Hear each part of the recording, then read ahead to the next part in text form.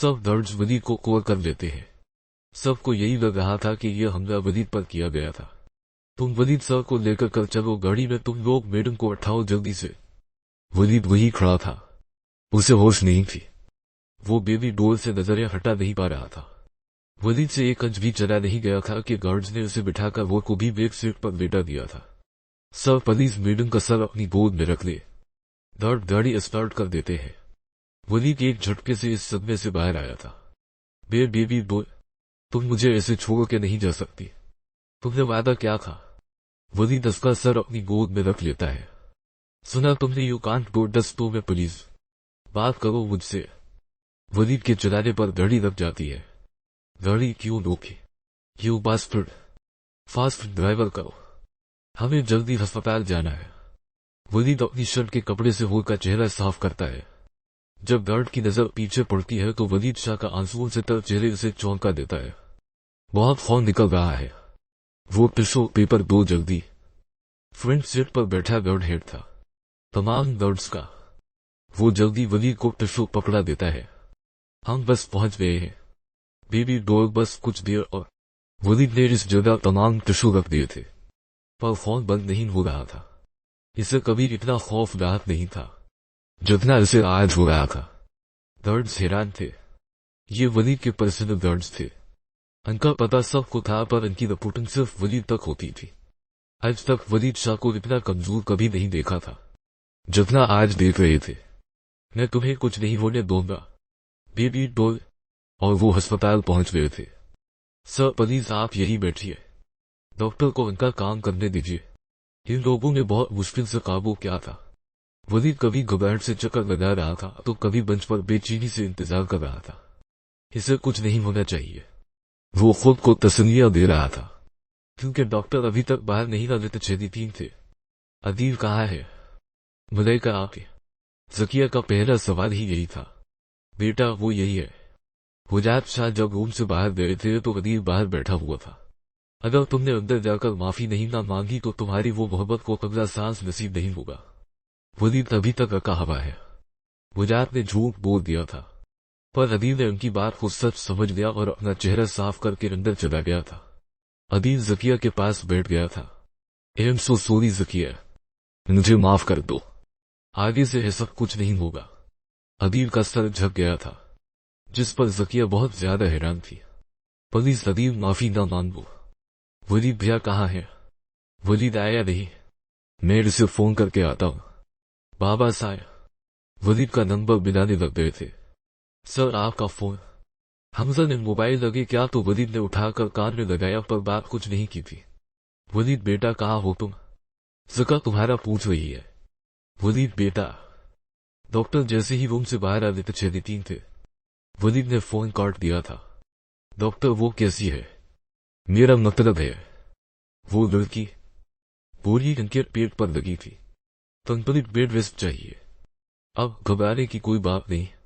हाँ पर खून बहुत ज्यादा हवा है। पर आपके गार्ड्स ने वो भी अरेंज कर दिया था।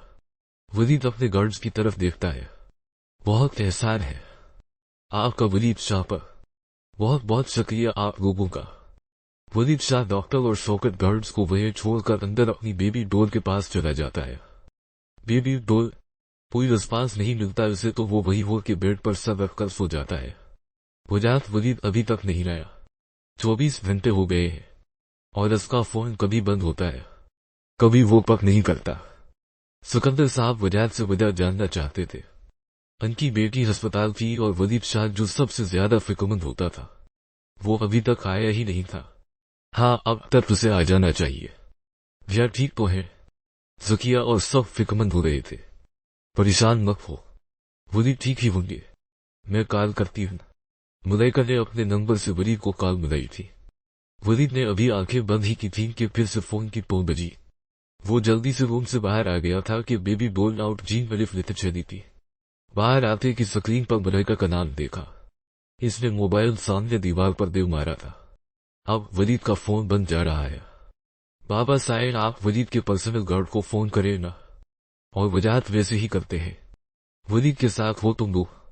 वो फोन भी नहीं उठा रहा। जी सर, वलीद सर हमारे साथ है, पर मैं अभी इनसे बात नहीं करवा पाऊंगा।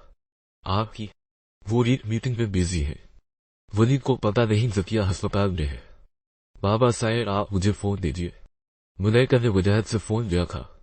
वलीद को पता है मेरी बहन अस्पताल में है और वो मीटिंग में मसरूफ है। सॉरी मैम, बहुत अहम मीटिंग है। इतनी भी क्या अपॉइंटमेंट कि वो कैंसिल नहीं कर पाए। मैम ये मीटिंग सब के लिए बहुत अहमियत रखती है, कैंसिल नहीं की जा सकती थी। हमजा बात करते हुए बिलाल से अंदर अपने बास वनीद शाह को देख रहा था, जो इसी जगह बैठा इस इंसान के होश में आने का इंतजार कर रहा था।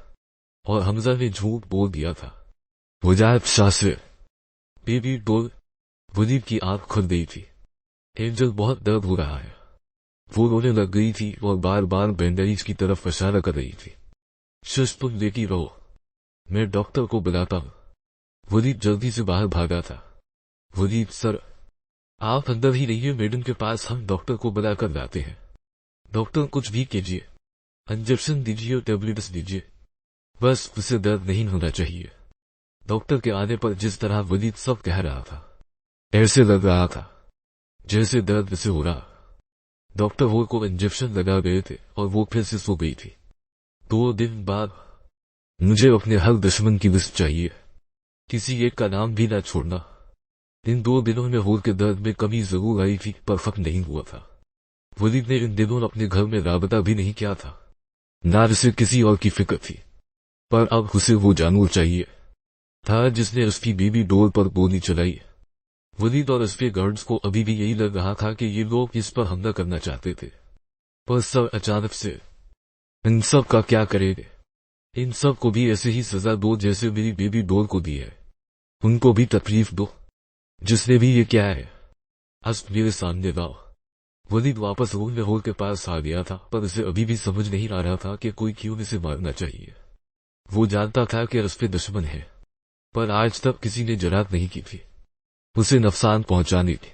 और इससे ज्यादा गहराई में वो गया नहीं था कि जिस दिन इसने इस वकील को मारने का हुक्म दिया, इसी दिन क्यों हमला हुआ। यहां तक इसकी सोच आ ही नहीं रही थी। बेबी डॉल अब दर्द हो रहा है, मैं डॉक्टर को बुलाओ। वलीद बाहर जाने के लिए उठा था। एंजल अब दर्द नहीं हो रहा, प्लीज मेरे पास बैठ जाओ।